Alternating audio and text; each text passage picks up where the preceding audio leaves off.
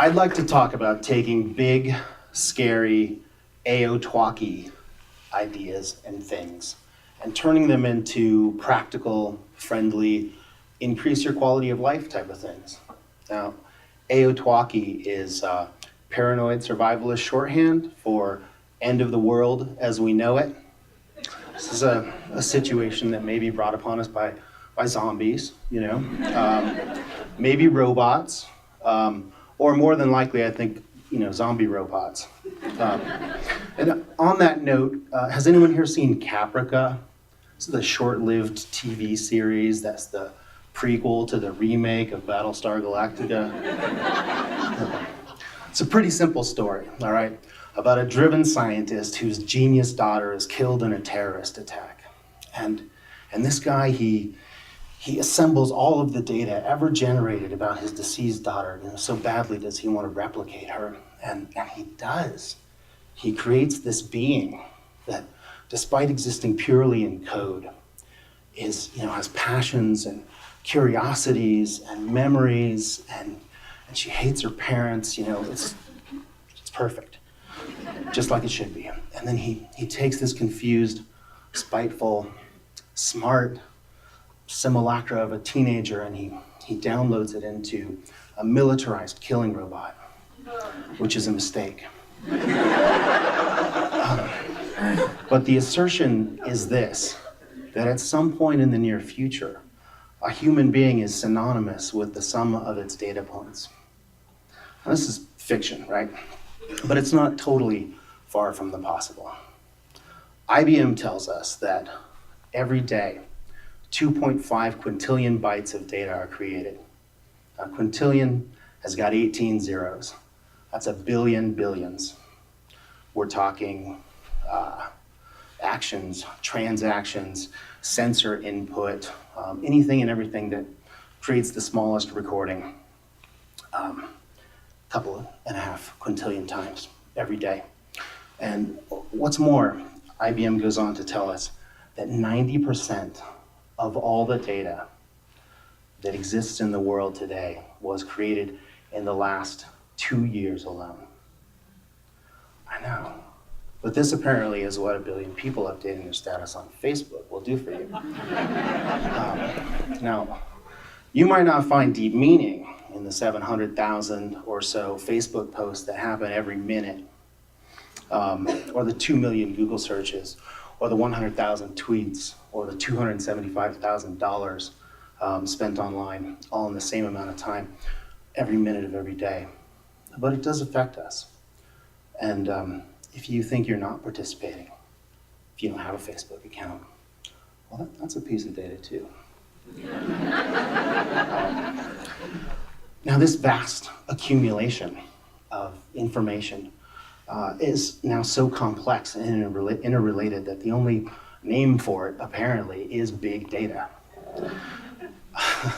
And when it starts to get aggregated and associated, a picture of each of us is assembled, the beginnings of this sort of synonymous being. And we're familiar with pretty basic data profiling, right? If you're young and you're male and you have a fast car, then your risk is high, and so your premium is high. But now it's more like if you're young and you're male and you actually have a really slow car, you've got an older parent with a pre-existing condition, and you checked out Kate Middleton's breasts online, and you're a 2-time voter, but only for American Idol. And you post a lot on a vegan message board. Well, you get the idea, right? A lot of information out there is being collected, and it's so pervasive, and it's so sometimes intimate that it can be mistaken for knowledge, right? Knowledge of who we are and what we want and what's best for us. But we don't have to accept a passive relationship with data. When we use the tools that collect data from us, we enter into a kind of a bargain, always, right? I'd like to share information about what I'm up to with my family and friends, but I suck at writing letters. So I kind of let Facebook take care of that for me and give up a little privacy. I love my phone, my fancy phone. So who cares if it tracks where I go and what I do and maybe even who I'm doing it with. But I can adjust the privacy settings in my Facebook account, and I can stop my phone from tracking me. And that's one step from passive toward active. But why be active only in defense of my own privacy, right? Why can't we be proactive about the picture that data is creating of us? So, for the last few years here in New Mexico, I've been working with a group called Mix Santa Fe. And Mix is a professional networking organization, like thousands of others around the country. But instead of mingling a lot and exchanging business cards, Mix began with this premise. If you're gonna get a bunch of really smart, talented, creative, interesting people in a room, why not crowdsource some information from them while you're at it? And it turns out that if you make a simple bargain with them in exchange for their information, like if you answer these questions, you'll get a free drink. They will tell you almost anything.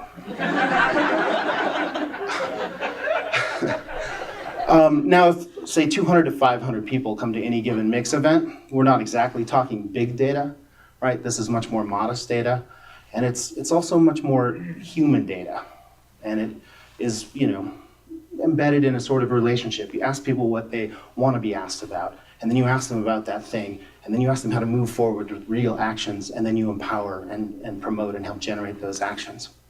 Now, what kind of information do we start with? Pretty simple stuff. You might be surprised to know that most 20 and 30-year-olds in Santa Fe actually work in the field they want to be working in. But you might not be happy to know that unless there are some quality of life changes here for them, they're probably going to go do that work in some other city. You're probably not surprised to know that most people spend their disposable income eating out, but a lot of restaurants want to know how to capture more of that audience, right? And Mix knows that the answer, if there are any restaurateurs here, is Korean barbecue. So, when Mix first started on this data collection binge, we asked a really simple question. What's the problem, right? What is the problem? And we got a really thoughtful answer. This woman had ideas about nightlife and creative collaboration. And she went and found a bunch of other thoughtful people. And they created an alliance. And that alliance now has an annual festival that brings thousands of people into contact with artists and musicians that they wouldn't have otherwise necessarily encountered. And when Mix asked the business community what's missing, it made sense also to challenge people to come up with ideas for new businesses or how to evolve existing ones, and to go out and find money from the community to reward them to be able to move forward with their ideas. And when Mix began to aggregate all of its collected information about what people want here, sort of big data style, people want nightlife, and they want vibrant streets and campuses. They want affordable space for businesses, and they want to retain talent in their community. It made sense to sort of apply this mixed data collection model, right?